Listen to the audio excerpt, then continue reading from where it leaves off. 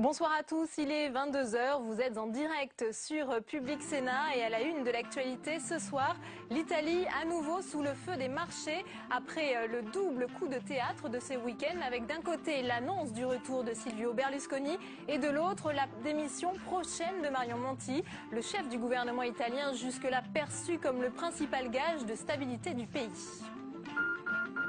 Comment recruter de nouveaux profs pour atteindre l'objectif des 43 000 nouveaux enseignants que s'est fixé le gouvernement pour l'année prochaine? Vincent Peillon, le ministre de l'Éducation, a vanté aujourd'hui le plus magnifique des métiers en compagnie de notre invitée ce soir, Geneviève Fioraso, ministre de l'Enseignement supérieur et de la Recherche, lors du lancement d'une opération séduction qui doit enrayer la crise des vocations. Le gaz va augmenter, plus 2,4% au 1er janvier, mais il y aura un coup de pouce pour les plus démunis. 830 000 personnes supplémentaires devraient bénéficier des tarifs sociaux de l'énergie. Analyse de Jean-Louis Gombaud dans ce journal. Bonsoir à tous. Alors que l'Union européenne traverse la pire crise politique, économique et monétaire de son histoire, elle a reçu officiellement le prix Nobel de la paix aujourd'hui à Oslo. Une vingtaine de chefs d'État et de gouvernement européens, dont François Hollande et Angela Merkel, étaient présents pour recevoir un prix contesté. Mélanie Bontemps. C'est dans le cadre solennel de l'hôtel de ville d'Oslo qu'a été remis à l'Union européenne le prix Nobel de la paix. Un hommage rendu par le président du comité norvégien pour la façon dont l'Union est parvenue à surmonter les épreuves de l'histoire. En décernant ce prix Nobel de la paix, nous célébrons le fait que l'Europe, qui était un continent de guerre, est devenue un continent de paix. Et nous envoyons un message à l'Europe qu'elle ne doit pas se reposer sur ses acquis. Nous devons lutter pour son maintien quotidiennement. Les présidents du Conseil, de la Commission et du Parlement européen ont reçu le prix, mais c'est surtout le parterre de chefs d'État et de gouvernement qu'on observait. Une vingtaine ont fait le déplacement, certains manquaient à l'appel. Parmi ceux-ci, le Britannique David Cameron ou encore le président tchèque Václav Klaus, europhobe proclamé. Si certains trouvent ce couronnement par le Nobel décalé, avec l'image de division renvoyée par l'Europe, d'autres y voient un rappel de la suprématie de ses valeurs. Pour José Manuel Barroso, c'est l'occasion de rappeler l'importance de l'euro. Aujourd'hui, l'un des symboles les plus visibles de notre unité est dans la main de tous. C'est l'euro, la monnaie de notre Union européenne. Nous le défendrons coûte que coûte. L'Union repart ce soir avec un diplôme, une médaille d'or et un chèque de 925 000 € environ qui seront reversés au profit d'enfants victimes de conflits armés. Le secrétaire national du Parti communiste français, Pierre Laurent, était à Florange aujourd'hui pour soutenir les salariés d'ArcelorMittal. Le sénateur de Paris a déploré le manque d'engagement réel du groupe et s'est engagé à réinterpeller le gouvernement sur l'avenir du site. Reportage sur place de Fabrice Cunet. L'occasion était trop belle pour Pierre Laurent et le Front de gauche de marquer une nouvelle fois leur différence avec le gouvernement. À Florange, le secrétaire national du Parti communiste est venu dénoncer l'accord signé avec ArcelorMittal et soutenir les salariés. Bien sûr qu'il y a autre chose à faire. J'ai dit au Premier ministre au Sénat jeudi en l'interpellant qu'il fallait réouvrir le dossier industriel. La seule mise en œuvre des faibles engagements pris par Mittal pour le moment ne peut absolument pas suffire et c'est ce qu'on va discuter. Pierre Laurent est en terrain conquis. Ici, l'accord laisse un goût amer. La nationalisation, un temps évoquée par le gouvernement, avait créé de l'espoir dans toute la vallée. L'attitude du gouvernement, moi, me fait mal parce qu'il ne faut pas prendre ça à la légère comme ça a été fait. Toute une population, qu'on le veut ou qu'on ne le veuille pas, même si on ne les voit pas tous les jours, était tenue à cette nationalisation. Moi, je considère que quand Montebourg a répondu à l'Assemblée nationale, il y avait une forme d'engagement du gouvernement. Avec cette première visite depuis l'accord, certains syndicats craignent une récupération politique. Mais de son côté, la CGT accepte la main tendue. Ça suffit pas. Après, d'un autre côté, il faut bien commencer par quelque chose. Je savais, on a pris un coup phénoménal sur la tête vendredi, en pensant qu'on avait franchement gagné et que que 2 heures après, il y a une contre-proposition et puis qu'ils trouvent un accord avec le groupe ArcelorMittal. Maintenir la pression sur le gouvernement, au Sénat comme sur le terrain social, c'est la ligne politique du Front de gauche ces dernières semaines. Et ce matin, Pierre Laurent n'hésitait pas à parler de fracture. Moi, je reste à côté des salariés. Ça n'est pas moi qui ai fait un écart ou qui ai créé une fracture. C'est le gouvernement qui s'est mis à côté de l'engagement qu'il avait pris. Reste que la marge de manœuvre du front de gauche est étroite. Une grande marche des solidarités est envisagée. En attendant, l'intersyndicale promet de durcir les actions sur le site pour lever enfin ce qu'ils appellent le flou autour de l'avenir de Florange.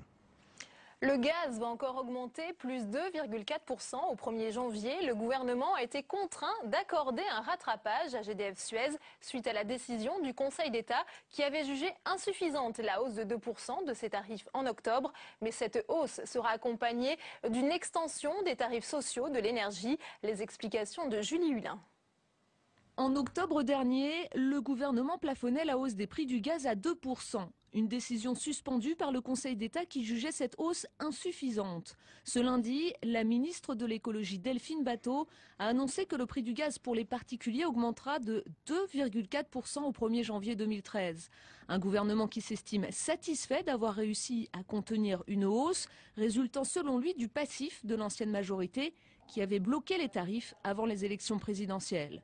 C'est vrai que les tarifs ont été gelés l'an dernier et pour moi l'aberration c'est que le prix du gaz est connecté à l'évolution du prix du pétrole. Si on déconnectait les deux, nous aurions une très forte baisse du prix du gaz. Un avis partagé par la majorité. Il est vraiment temps de réfléchir à une déconnexion de la tarification du gaz, du coût du pétrole par exemple. Il est temps de changer ce mode de calcul qui pénalise trop les revenus les plus modestes. Delphine Batho a également annoncé l'extension des tarifs sociaux du gaz et de l'électricité. 830 000 personnes supplémentaires seront concernées. Avec des revenus de 893 € par mois, vous pourrez désormais bénéficier des tarifs sociaux de l'électricité et du gaz.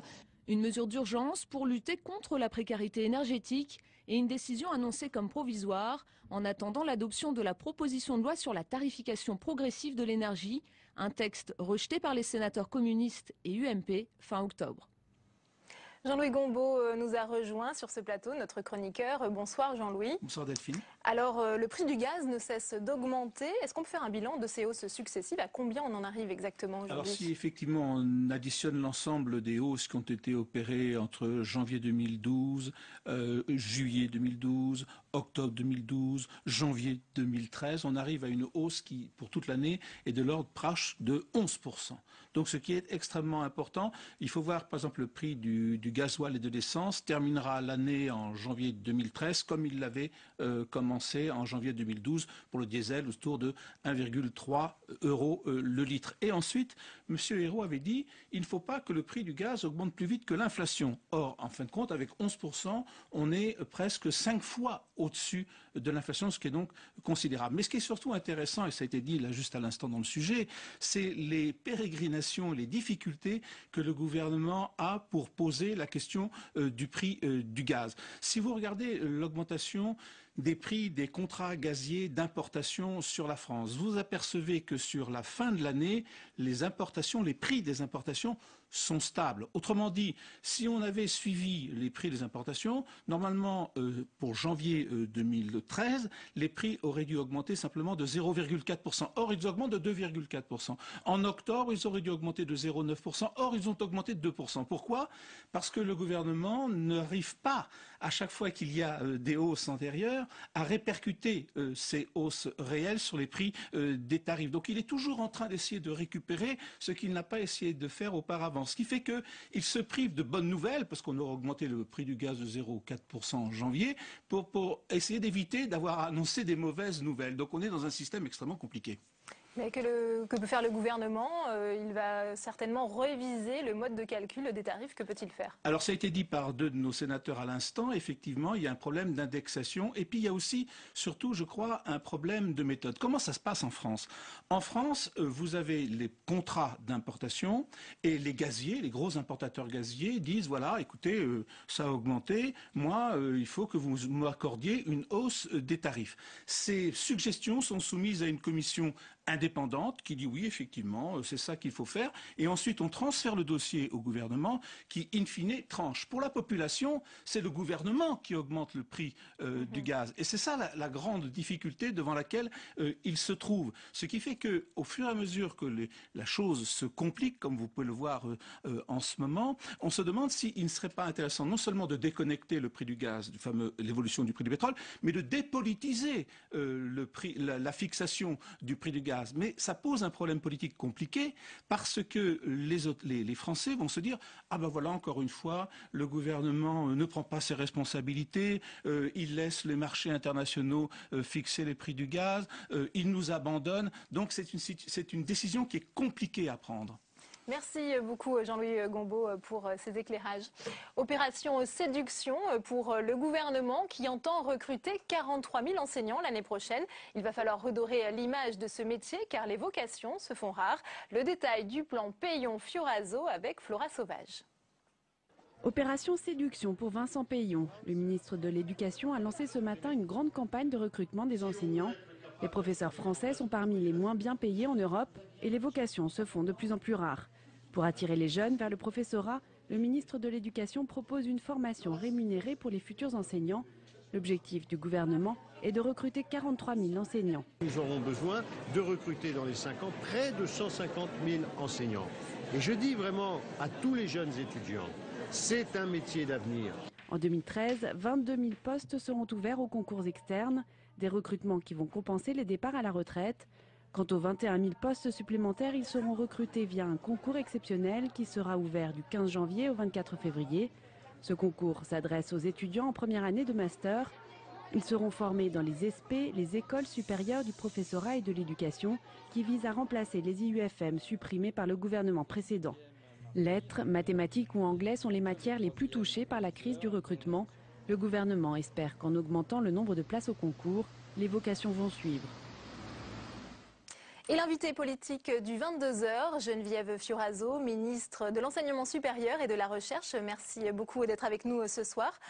Alors nous allons changer le métier d'enseignant en leur donnant une formation et de la considération, a déclaré Vincent Peillon. Vous étiez à ses côtés tout au long de cette journée. Est-ce que cela suffit, Geneviève Fioraso, une formation et de la considération à rendre ce métier plus attractif ? D'abord, il faut redire, comme l'a dit Vincent Peillon, comme je l'ai dit moi-même, que c'est un métier formidable. Et nous savons tous les deux de quoi nous parlons, puisque nous l'avons exercé dans une vie professionnelle antérieure. Alors pourquoi est-ce que ce métier souffrait d'une désaffection? Tout simplement parce que lors du quinquennat précédent, on en parlait surtout pour la suppression des postes, et on avait supprimé la formation pratique. Comment voulez-vous être à l'aise devant une classe si jamais vous n'avez bénéficié d'un stage pratique encadré par un enseignant expérimenté? La transmission de la connaissance, le rapport avec une classe, même la façon de se comporter face à un groupe d'élèves, quel que soit leur âge, eh bien ça s'apprend, c'est un vrai métier. Donc il fallait redonner de la valeur à ce travail d'enseignant. C'est ce que nous avons fait en proposant à l'université une formation dans l'université, en lieu et place des UFM qui ont été supprimés, une formation à la fois pour la discipline enseignée et à la fois pour les stages pratiques, donc encore une fois le savoir-faire de la transmission. Puis vous savez, on dit que c'est un métier qui souffre d'une désaffection. Mais en réalité, un sondage a été réalisé à l'occasion de cette campagne de recrutement. Plus de 80% des personnes interrogées trouvent que c'est un métier formidable, ont une image très positive de ce métier, et 78% des personnes interrogées seraient fières qu'un de leurs enfants pratique ce métier. Alors, donc vous voyez qu'il y a une différence. Fioraso donne le vertige, car pour atteindre les 60 000 postes promis par François Hollande pendant sa campagne, eh bien, il faut recruter 150 000 professeurs si on tient compte des départs en retraite. Est-ce que le gouvernement a les moyens de ses ambitions ? Ce n'est pas au gouvernement d'avoir les moyens de ses ambitions, c'est aux jeunes de se diriger vers cette filière. Personne ne peut les y contraindre. Donc il faut leur expliquer, encore une fois, que c'est un métier pour lequel ils seront formés. Par ailleurs, nous avons prévu des pré-recrutements dès la 2e année de licence pour des étudiants qui veulent choisir ce métier d'enseignant, de formateur au sens large, et ils seront rémunérés. Ça aura un double effet positif. D'abord, ça permettra à des jeunes issus de milieux modestes d'exercer ce métier, parce qu'aujourd'hui, avec la réforme de la masterisation qui a été faite par le précédent gouvernement, on trouve très peu de jeunes issus des milieux les plus modestes qui arrivent à financer des études, ou à se faire financer des études, ou plutôt à les financer eux-mêmes en travaillant, et du coup en ayant moins de chances de réussite à l'université, jusqu'à pendant 5 ans. Donc ce pré-recrutement rémunéré avec les emplois d'avenir professeurs, permettront à des jeunes issus de milieux plus modestes d'être rémunérés et de poursuivre leurs études pendant 5 ans et de passer ce concours avec succès. Ça permettra aussi... La question de la rémunération est d'ailleurs au cœur des débats aujourd'hui. Est-ce qu'on peut envisager une revalorisation des salaires des enseignants? On sait qu'aujourd'hui, un enseignant en France touche 35% moins qu'un enseignant en Allemagne, par exemple. Alors, dans la période très contrainte qui est la nôtre, ça va être difficile, mais nous pouvons en revanche permettre aux étudiants d'accéder progressivement à ce métier dans les meilleures conditions. Et puis, une fois que la croissance redémarrera, eh bien, nous pourrons effectivement revaloriser, mais d'une manière générale, toutes les carrières intellectuelles. Vous savez qu'un enseignant-chercheur démarre aujourd'hui à un salaire extrêmement bas aussi par rapport à nos voisins. Donc, il nous faut plus que jamais soigner l'environnement et puis avoir des élèves qui sont rémunérés, des étudiants qui sont rémunérés, donc des étudiants issus de catégories les plus modestes. Ça permettra aussi à des enfants qui aujourd'hui ne se reconnaissent pas dans les enseignants qui sont issus d'une classe moyenne ou supérieure plus homogène, ça permettra à ces enfants de se projeter dans un ascenseur social qui a été permis à des enseignants. On se construit aussi par l'exemplarité. Alors vous parliez exactement des enseignants-chercheurs. Elle existe aussi, cette précarité chez les étudiants-chercheurs. À l'occasion des assises de l'enseignement supérieur et de la recherche, vous avez annoncé le chiffre de 2000 titularisations par an pendant 4 ans, alors que le collectif Sauvons l'université recense 50 000 précaires. Là, on est loin quand même de la campagne de recrutement qu'on a vue tout au long de la journée sur le secondaire. Alors tout dépend de la façon dont on compte les précaires. Des docteurs, aujourd'hui, on ne peut pas les considérer comme des précaires. En revanche, il faut améliorer leur insertion. Donc pour ça, il faut travailler avec le milieu économique, parce que les entreprises privées doivent, comme en Allemagne, accueillir et reconnaître le diplôme des docteurs. Et puis aussi la haute administration publique d'État. Et là, j'ai engagé toute une bataille pour faire reconnaître par la haute administration, par la haute fonction publique d'État, le diplôme de docteur. Ça nous permettra ainsi de mieux insérer les docteurs professionnellement, et donc on ne pourra pas les compter comme précaires. En revanche, dans les universités, nous avons un plan de 4 fois 2000 intégrations qui vont nous permettre d'intégrer les 8000 personnes aujourd'hui effectivement en situation précaire. Il faut préciser que cette précarité a été accentuée par les pratiques du précédent gouvernement qui a multiplié les appels d'offres sur une durée très courte. Ce qui fait que beaucoup de CDD ont été embauchés et aujourd'hui ils ont grossi les rangs des précaires dans la recherche. Donc nous avons arrêté cette pratique en allongeant d'abord les contrats qui sont proposés par l'Agence nationale de la recherche et puis en faisant en sorte qu'on ne puisse pas dépasser 30% de contractuels dans ces contrats, ce qui n'était pas le cas auparavant, et en faisant des périodes beaucoup plus longues, et puis en permettant à la recherche fondamentale, celle qui a besoin de temps, de bénéficier de crédits pérennes. Donc nous avons réorienté nos crédits sur ces catégories de personnel. En tous les cas, cette précarité, elle pèse aujourd'hui peut-être sur les enseignants-chercheurs. Il y a toujours ce serpent de mer, ce qu'on appelle la fuite des cerveaux. Je vous propose d'écouter un étudiant, il avait été interrogé par Public Sénat il y a 15 jours, un jeune chercheur de l'Institut Cochin qui entendait bien partir pour la Grande-Bretagne et qui n'excluait pas d'y rester si les conditions d'enseignement ne changeaient pas en France. Écoutez-le. Je vais partir dans 7 mois pour l'Angleterre, à Cambridge. L'avenir en tant que tel, finalement, même si le système est complètement différent du système français, en général, on peut espérer avoir des positions peut-être plus fixes à l'étranger.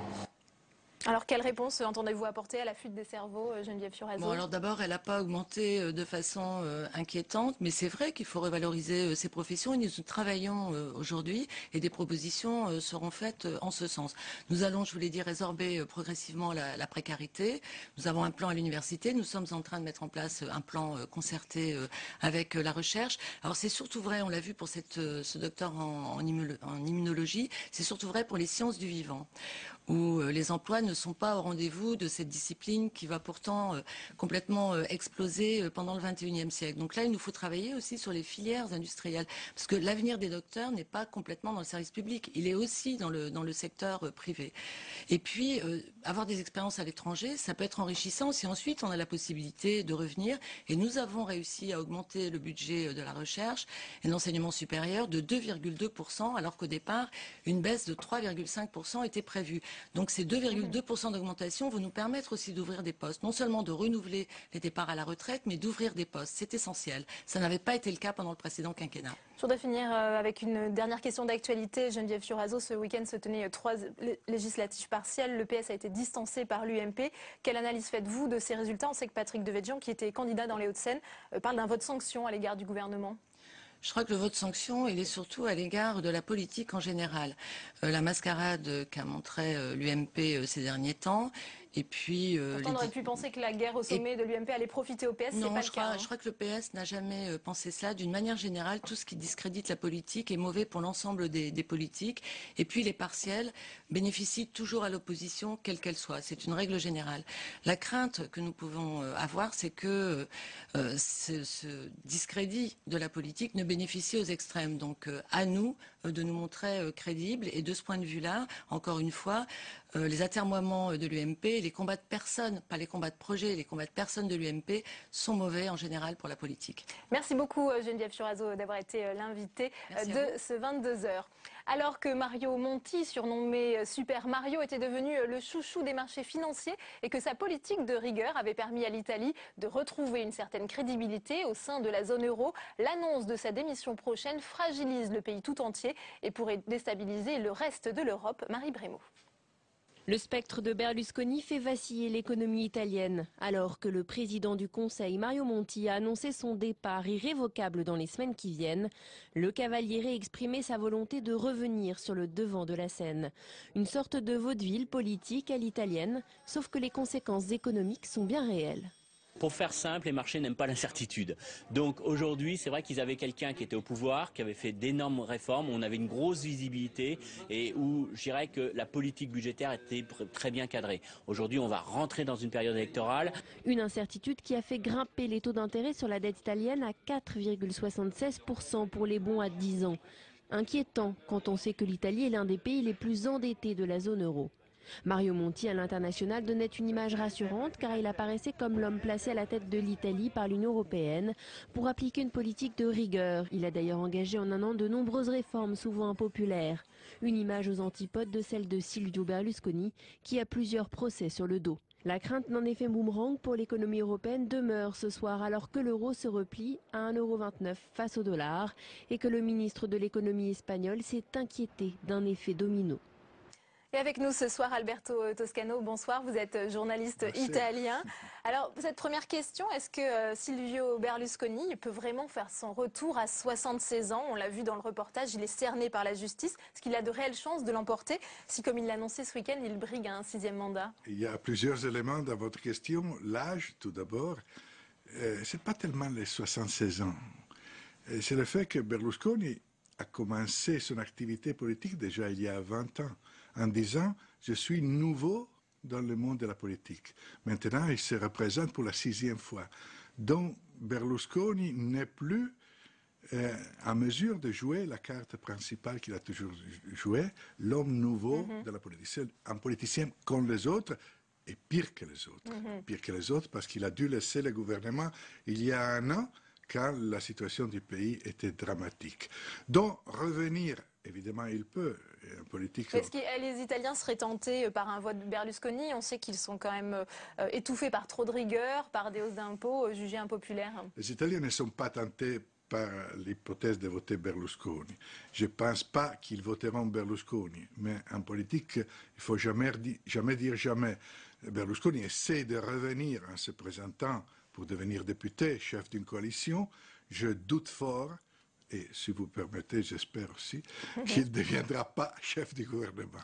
Et alors Mario Monti, donc cette annonce d'une démission prochaine, comment vous l'analysez Le jeu de Berlusconi était de faire durer la campagne électorale, pour mettre en difficulté le gouvernement Monti, pour taquiner le gouvernement Monti. Non, il n'a pas réussi, parce que son jeu était de le taquiner systématiquement pendant 3-4 mois, en disant toujours « Monti met des impôts, moi je suis contre les impôts ». Un jour après l'autre, cette musique.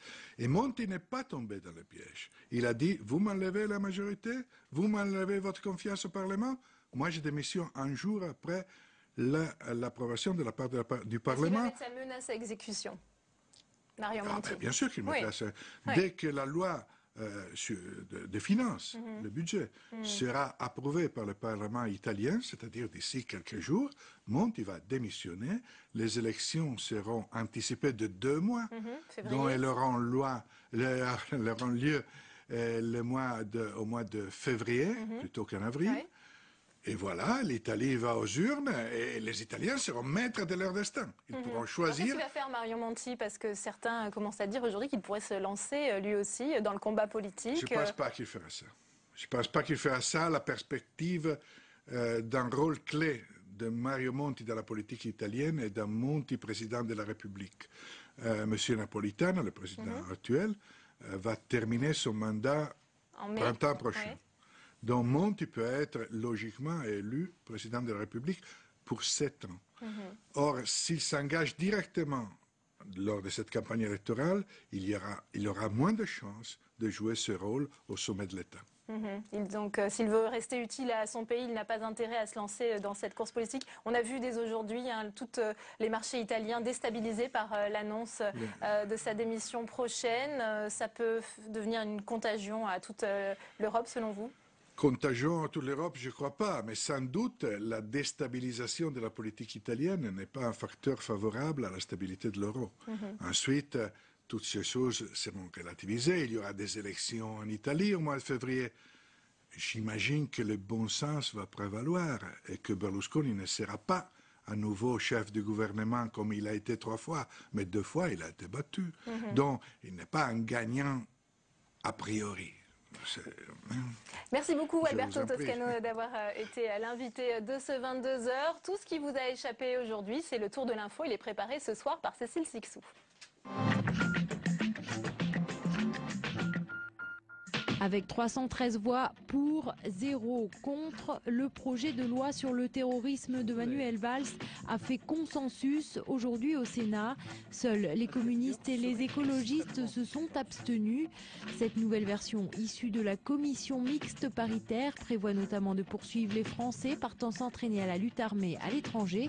Elle reconnaît également les nouvelles mentions victimes du terrorisme et morts pour le service de la nation, visant notamment les victimes de Mohamed Merah. Le texte sera examiné mercredi à l'Assemblée nationale. C'était l'engagement numéro 1 de François Hollande, la BPI, la Banque publique d'investissement.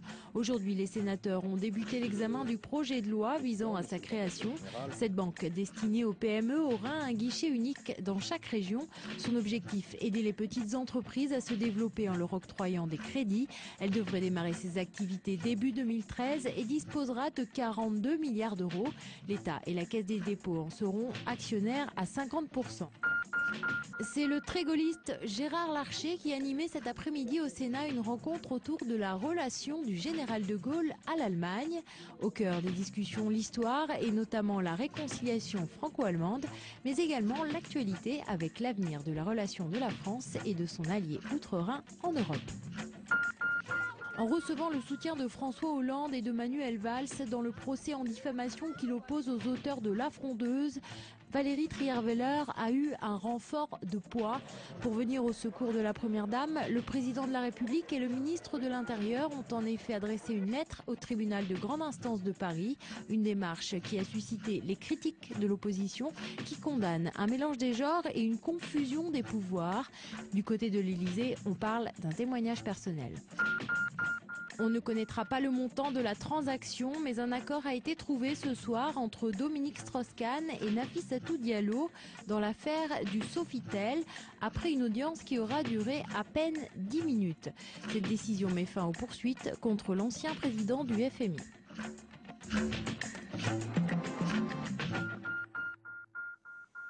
C'est la fin de cette édition. Merci de votre fidélité. À suivre le documentaire Ma grandeur de la France de Bertrand Delay. Bonne soirée à tous.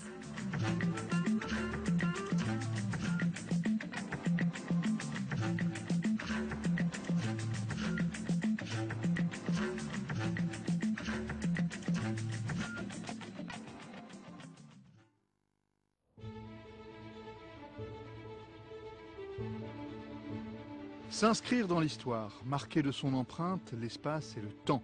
Cette préoccupation, tous les présidents de la République l'ont éprouvée.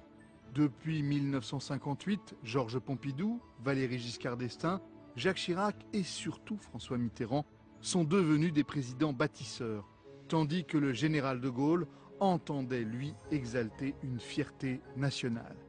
Qu'il s'agisse de Beaubourg, de la pyramide du Louvre ou de la Bibliothèque de France, Tous ces chantiers ont déclenché des polémiques violentes où les arrière-pensées politiques étaient bien présentes. Mais ces grands travaux sont avant tout l'expression d'une puissance, celle du monarque républicain. Ils soulignent une vision magnifiée de la France sans que l'on sache si cette célébration d'une grandeur est celle de la France ou celle du président lui-même.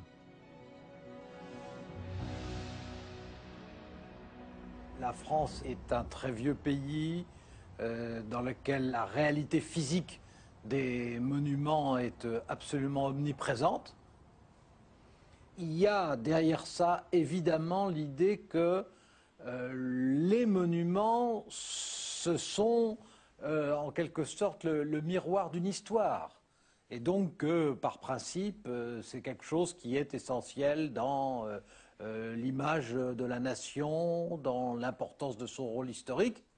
Je pense que quand on arrive au pouvoir, et dans certains cas au pouvoir absolu, ce qui domine, c'est un certain rapport de défi avec la mort. Défier la mort et le temps pour en être le maître. Pour inscrire son nom comme ce fut le cas pour les présidents Pompidou, Giscard d'Estaing, Mitterrand ou Chirac. Les débuts de la Ve République se confondent avec le retour au pouvoir du général de Gaulle. Sa légitimité historique est grande et il choisira d'exalter la fierté nationale par des projets phares comme le Concorde. Son assurance de laisser une trace dans notre histoire le poussera à ne pas faire de grands travaux. Il n'a pas besoin de souligner sa grandeur de la France. De Gaulle, par son nom, est la France. Il est la France. La Gaule, c'est la France. Il est même la racine de la France. Et donc, en tant qu'il est identifié à la France, il n'a pas besoin de promouvoir un nom qui est déjà le reflet de ce à quoi il est totalement identifié. Et ça va se sentir dans la manière dont il va parler, puisque quand il parle, quand il s'adresse aux Français, il s'adresse d'abord à la France. C'est-à-dire comme si la France était un reflet de son propre nom, ou son nom un reflet de celui de la France. D'une certaine façon, ce qui est significatif avec le général de Gaulle, c'est qu'il cherche moins à bâtir de nouveaux monuments symboliques de ce qu'il aurait été, c'est-à-dire son action comme un homme politique, que de remettre en état les monuments qui racontent l'histoire de la France, dont il se sent à la fois le dépositaire et l'héritier.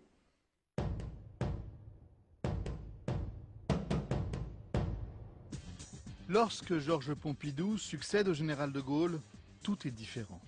Il ne se projette pas dans l'histoire nationale, sa vie n'a rien de romanesque, il veut incarner la modernité d'une France en mouvement. Il va s'efforcer de le souligner en épousant son rôle de président bâtisseur, en lançant le projet Beaubourg. Il n'y a pas de doute qu'au moment où Georges Pompidou a décidé l'édification de ce qu'on a appelé depuis, après lui, le centre Pompidou, et surtout dès qu'on en a connu les plans, ça a été, au sein de la droite, un tollé absolu, instantané, et massif. Les polémiques ont été même d'une violence assez rare. Georges Pompidou est un président moderne qui veut être en phase avec les aspirations de changement dans la société qui se sont imposées dans le prolongement de mai 68. Si on veut bien comprendre la vie, et donc les gens, et donc la vie d'un pays, eh bien il faut essayer de se mettre un peu à leur place. Et que si la distance s'installe trop, eh bien on ne se met plus à la place de personne. Le président Pompidou avait imaginé le centre Pompidou, pas du tout comme un caprice personnel. Il aimait l'art contemporain, certes. Il était bien informé de la situation de l'art contemporain, mais je crois comme vraiment un des éléments d'une politique de modernisation de la France, avec cette idée que plus un pays est ouvert à l'art de son époque, plus il est mobile, plus il est créatif, avec cette idée aussi que un pays dont les élites sont aussi conservatrices dans leur goût culturel que l'était la France d'alors, est nécessairement un pays qui aura du mal à se moderniser, à être mobile, à se remettre en question. L'idée d'implanter ce projet culturel sur le plateau Beaubourg est venue à Georges Pompidou lorsqu'il était encore un banquier d'affaires. Claude Pompidou ramenant son mari de la banque Rothschild rue Laffitte au quai de Béthune, passait par la rue Beaubourg et il constatait tous les jours que ce les urbanistes appellent une dent creuse, c'est-à-dire un quartier abandonné, n'était pas digne du centre de Paris. Et Georges Pompidou a eu tout de suite l'idée que c'est là, et non pas au Halles, qu'il fallait faire ce centre culturel. Je crois qu'on a besoin d'autre chose que de musées, même du XXe siècle. C'est quand même intéressant. Il faut bien un centre culturel, mais c'est très gênant pour le parking. J'espère qu'ils en ont prévu sous l'immeuble. Et donc il a lancé le projet du centre Beaubourg dès septembre 1969, en demandant qu'un jury international complètement indépendant choisisse entre des projets. Il y a eu d'ailleurs une centaine de projets. Et le jury, que présidait Jean Prouvé, a été complètement libre dans son choix. L'idée du concours qui a été lancé par le président de la République, c'était d'édifier un bâtiment consacré à la lecture publique, à l'art, à l'information sur l'art, à la création, et ce dernier point est essentiel. Il ne s'agit donc pas seulement d'une bibliothèque ou d'un musée ou d'une maison de la culture, il s'agit d'un complexe vivant, souple, qui doit sans cesse s'adapter à l'évolution du monde contemporain. Un concours est lancé. Le jury est présidé par le constructeur et designer Jean Prouvé, avec une exigence faire moderne. Le jury fera preuve d'audace en choisissant deux jeunes architectes, Renzo Piano et Richard Rogers. Je crois que ce qui nous a poussé, c'était d'abord le fait que Jean Prouvé était le président du jury. J'avais un respect énorme pour Jean Prouvé. C'était un constructeur, un bâtisseur, un désobéissant. Et aussi, c'était un petit peu la désobéissance. Le fait que de demander de faire un lieu pour la culture, c'était comme une invitation à désobéir, justement, à la notion typique de culture. L'invitation à désobéir sera entendue au-delà des espérances présidentielles, puisque Georges Pompidou lui-même sera surpris par l'audace du projet. On évoquera les tuyaux d'une raffinerie, on décrira les couleurs criardes de la structure du bâtiment. Je peux vous dire que lorsque Georges Pompidou a vu le projet lauréat, il n'était pas complètement convaincu. Mais il a respecté la décision du jury et progressivement s'est approprié le projet. Je crois que c'est l'erreur monumentale du siècle. Cette construction est d'une telle échelle que, comme dans l'ancien temps où ces cathédrales surgissaient entourées de petites maisons, et elles en étaient d'autant plus saisissantes, je suis persuadé que ce bâtiment sera la cathédrale de notre temps. On savait que le président Pompidou n'était pas tout de suite amoureux du projet. Il nous avait même reçus, il était même surpris de notre aspect. On était jeunes, on était plus ou moins en t-shirt, pas tout à fait, mais on n'était pas très présentable de ce point de vue. Il était un petit peu surpris par tout ça. Vous allez pouvoir le réaliser dans les délais voulus, c'est-à-dire que ça soit terminé en 3 ans? Oui, je pense qu'on pourra. Je crois que dans tout ça, la présence de Claude Pompidou, Madame Pompidou, a joué beaucoup un rôle. Une fois qu'ils avaient compris, ils ont été d'une force incroyable. Ils nous ont appuyés tout, même quand il y a eu des problèmes vis-à-vis de n'importe quoi.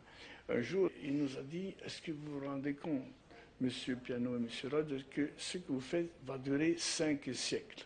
Je ne sais pas pourquoi il a dit 5 siècles, mais il a dit 5 siècles. Et on s'est dit, oh mon Dieu, 5 siècles. Et depuis, on a compris que c'était bien ça le message. Une des choses qui l'avait frappé, et nous aussi, c'est que tous les projets autre que le projet lauréat, occupait tout l'espace du plateau Beaubourg. Alors que le projet retenu de Piano et Rogers avait l'intelligence et l'audace de n'occuper que la moitié de cet espace.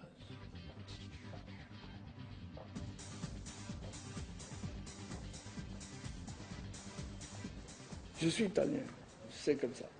Et les Italiens, je crois, mais les Français aussi, n'exagérons pas, il y a ce plaisir de la place.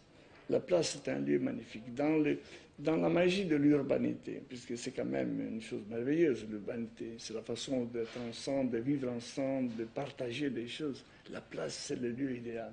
Le Centre d'art contemporain et la bibliothèque publique seront situés ici, dans un grand bâtiment parallèle à la rue du Renard, et il dégagera... Beaubourg se construit dans la douleur d'un président malade qui porte ce projet, la douleur aussi de devoir affronter tant d'opposition.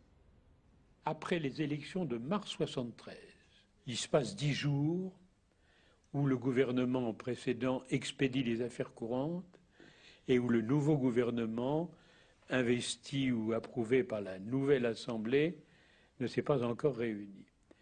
Et c'est ce moment que Georges Pompidou a choisi pour tenir un conseil restreint. Et avec le recul, j'ai vu le caractère testamentaire de cette réunion. Il a, de manière extraordinairement discrète, montré combien il savait que sa vie était suspendue et qu'il voulait laisser une trace. Je pense que mon successeur, quel qu'il soit, et il met la main sur le bras de son voisin de droite, qui était Valéry Giscard d'Estaing, sera obligé de le garder. Et ça m'enchante, a dit Georges Pompidou. La mort prématurée du président et l'hostilité de son successeur, Valéry Giscard d'Estaing, ont failli stopper net la construction de ce qui va bientôt s'appeler le centre Georges Pompidou. J'ai toujours su que M. Giscard d'Estaing n'était pas très favorable. Et d'ailleurs, j'étais au mouillage à Géronte et je vois apparaître une vedette de la capitainerie de port et qui me demande « Vous êtes M. Piano ?» Et j'ai tout de suite pensé « Qu'est-ce que j'ai fait de mal? Là, je suis plutôt bien, j'étais avec les enfants. » Il me dit « Non, non, c'est M. Giscard d'Estaing qui vous cherche. » Et c'est pour répondre à des demandes qui étaient formulées. Une, c'était d'enlever un étage. Je me souviens parfaitement de tout ça.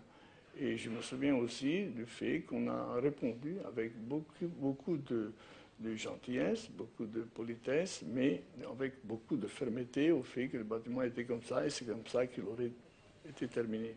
C'est une vérité historique que Valéry Giscard d'Estaing, élu président de la République, a envisagé d'arrêter net le projet Beaubourg.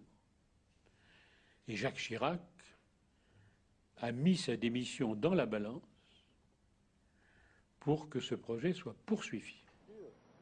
C'est donc Jacques Chirac qui a sauvé Beaubourg. Renzo Piano se souvient encore de l'étonnement du public lors de l'inauguration avec le président Giscard d'Estaing. Le jour de l'ouverture, il y avait plein de têtes couronnées, il y avait des reines, des rois, et je crois que j'ai appris ce jour-là que la moitié des gens ont seulement là compris que le bâtiment est fini. Ils croyaient tous que c'était seulement les échafaudages du bâtiment. Je crois qu'ils étaient surpris. Beaucoup de gens, c'est comme ça, c'est fini. Oh, très intéressant. Mais tout était surprenant. Tout était surprenant.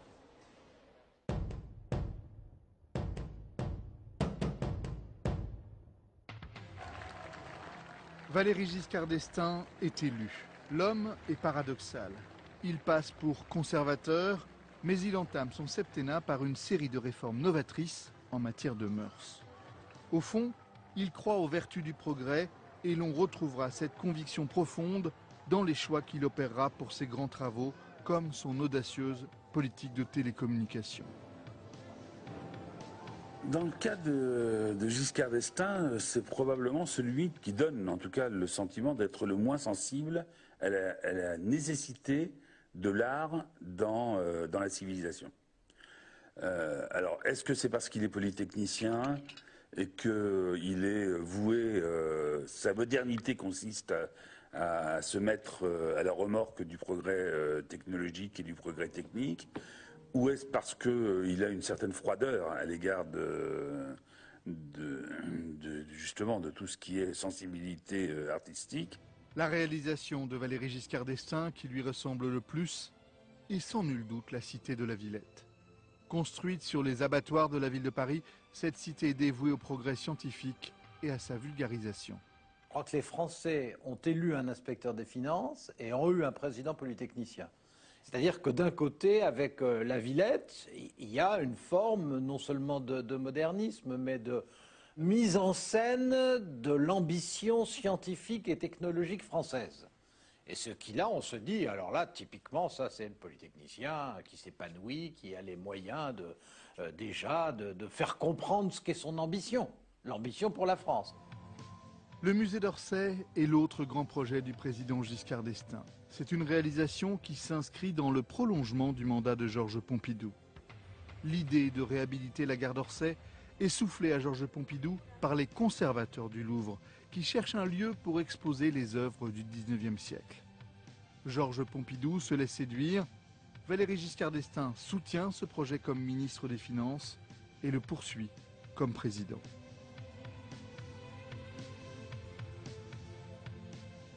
Mais c'est un projet qui prend du retard. Des dissensions apparaissent entre les architectes. Gae Aulenti parviendra toutefois à mener à bien ce chantier, mais il sera achevé après la défaite de Valéry Giscard d'Estaing. C'est François Mitterrand qui l'inaugurera. Avec la volonté de faire le musée d'Orsay, on trouve les goûts classiques d'un inspecteur des finances issu de la haute bourgeoisie, et pour qui l'art est d'abord un art académique, un art traditionnel, un art de qualité, mais un art au fond extraordinairement proche de celui qui plaisait à son grand-père, à son arrière-grand-père et à ses aïeux.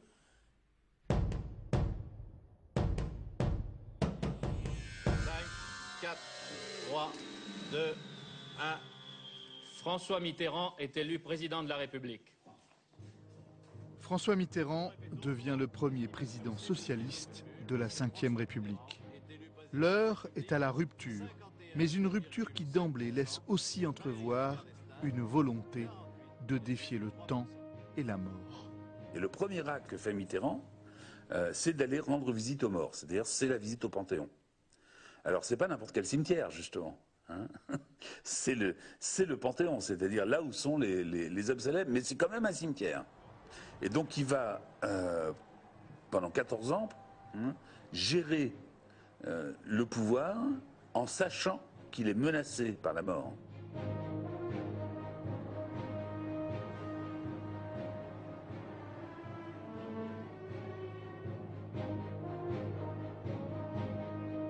François Mitterrand est un homme de la trace, incontestablement, très préoccupé de ce caractère éphémère de notre passage sur Terre, très préoccupé par la mort, donc par la postérité.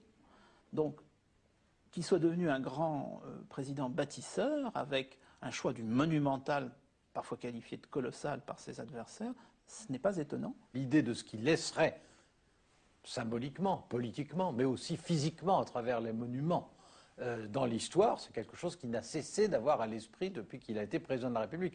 Je dirais même que d'une certaine façon, pour lui, le symbole de l'accession au pouvoir suprême, donc à la présidence de la République, c'est d'avoir les pleins pouvoirs en matière monumentale. Dès le début de votre premier septennat, vous créez à l'Élysée un petit comité de 4 personnes, je crois, qui était chargé de réfléchir à ces grands travaux. Et dans ces 4, il y avait un ami à vous, qui est l'écrivain Paul Guimard, et qui a dit à propos, à cette époque, qui a dit qu'avec ces monuments, vous vouliez, je le cite, griffer le temps.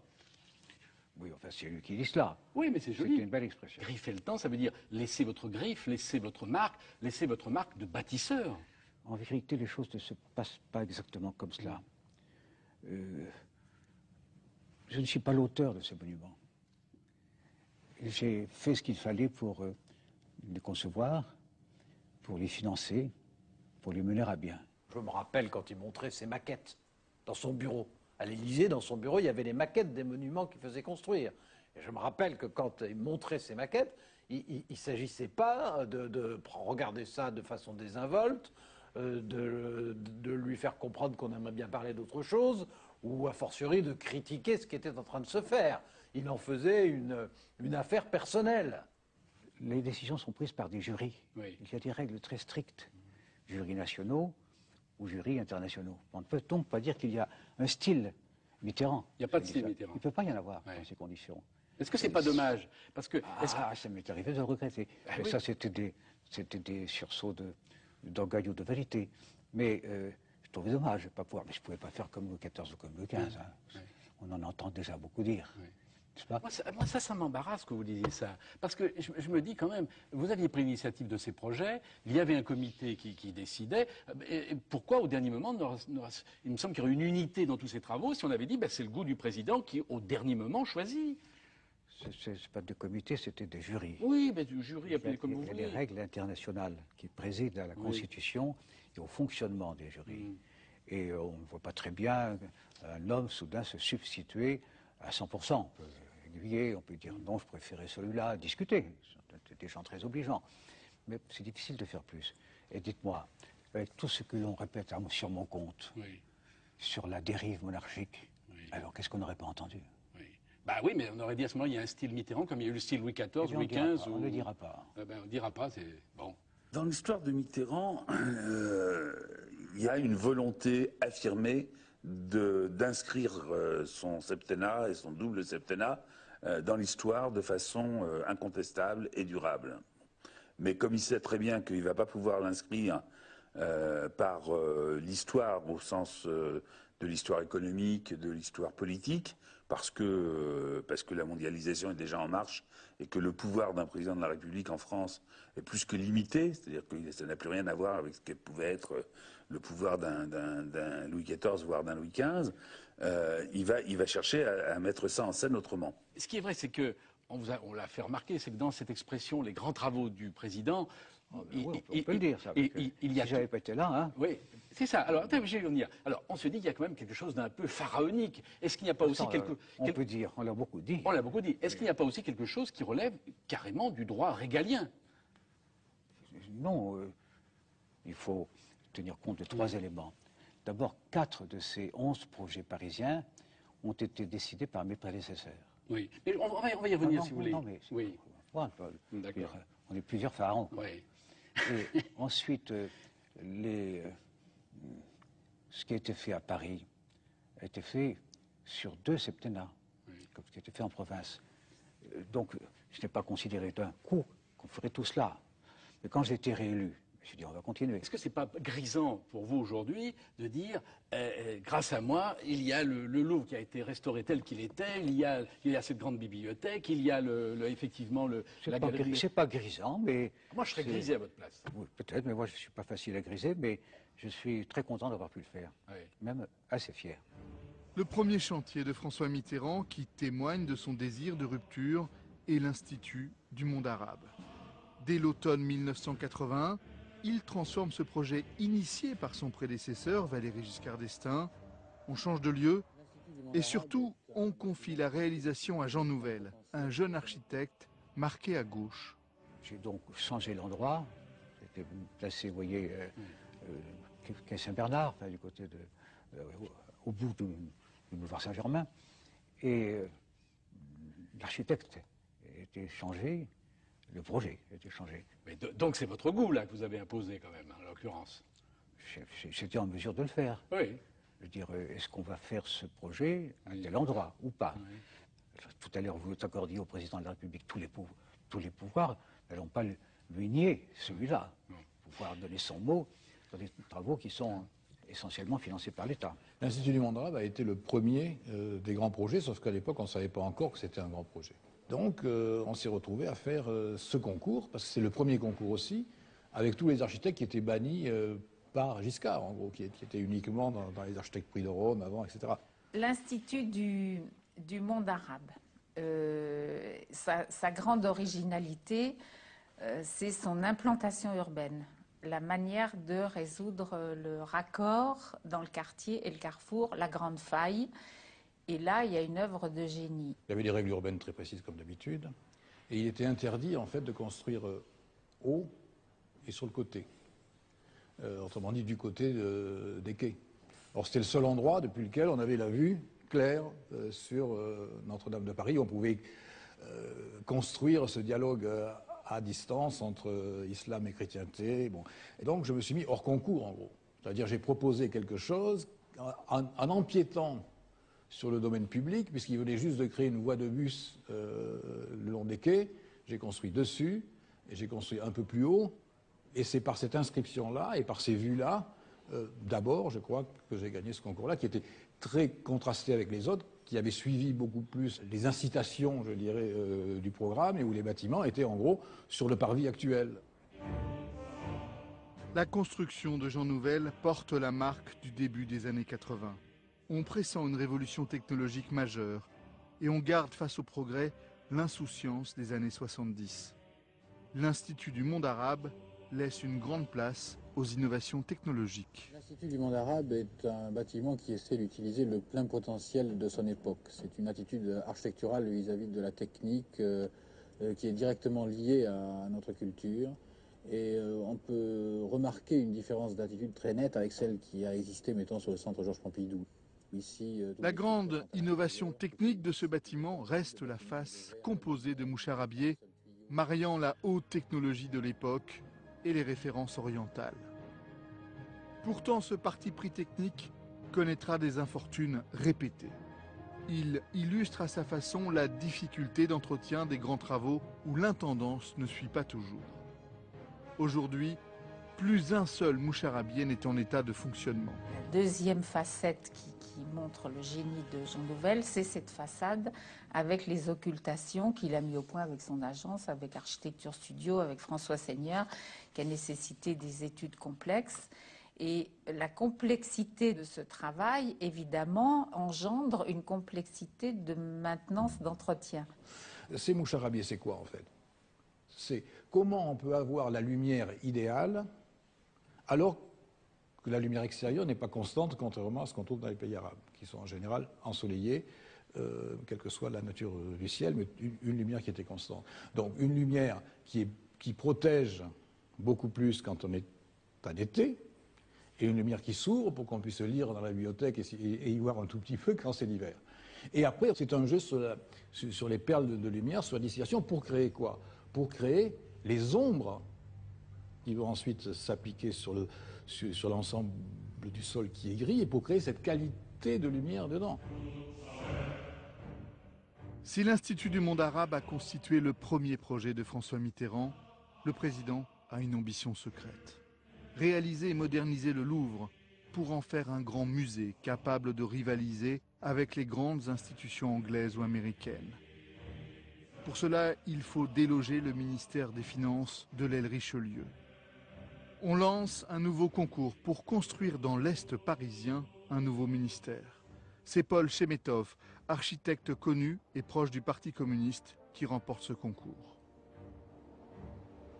Ce bâtiment a été détesté à son départ par la critique architecturale, c'est-à-dire le bling-bling et le happy few. On a évoqué un péage d'autoroute. Les Français ont un rapport très curieux avec l'argent, avec les impôts quand même. Donc, magnifier à tel point le lieu pour les Français de perception des impôts, comme si c'est le ministère des Finances, et pas les trésoreries, et pas les contrôleurs qui prélevaient les impôts. On a beaucoup reproché au bâtiment de Bercy ce côté péage, souligné par le porche sur la Seine. Mais c'est aussi l'originalité du bâtiment. À Paris, les constructions se font parallèlement à la Seine. Là, le bâtiment est perpendiculaire. Et c'est cela que le porche vient souligner. Bon, d'abord, il faut dire que le site lui-même ne se prêtait pas aisément à une architecture révolutionnaire ou aisément réalisable. On se trouvait au bord de la Seine, dans des conditions physiques extrêmement difficiles. Et lorsque nous avons à plusieurs reprises rencontré Chemetov et consulté la maquette, François Mitterrand me disait d'une manière avec tendresse, plus qu'avec critique, nous allons suivre un cours d'architecture stalinienne. Mais ce n'était pas désobligeant, ce n'était pas, comment dire, insultant. Et il avait beaucoup d'admiration pour Chemetov. Et du coup, le ministère des Finances est parti à Bercy, là où on a fait un nouveau ministère des Finances. Vous êtes content de...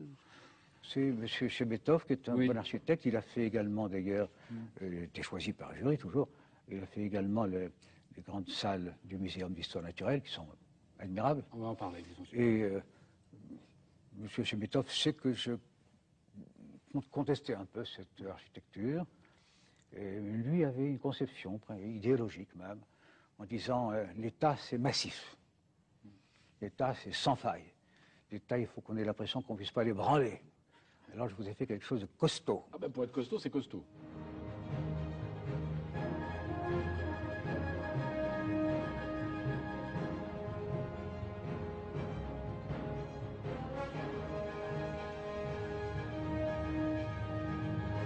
Expression du désamour présidentiel pour ce bâtiment, le blason de François Mitterrand a bien été apposé, mais il ne viendra jamais l'inaugurer.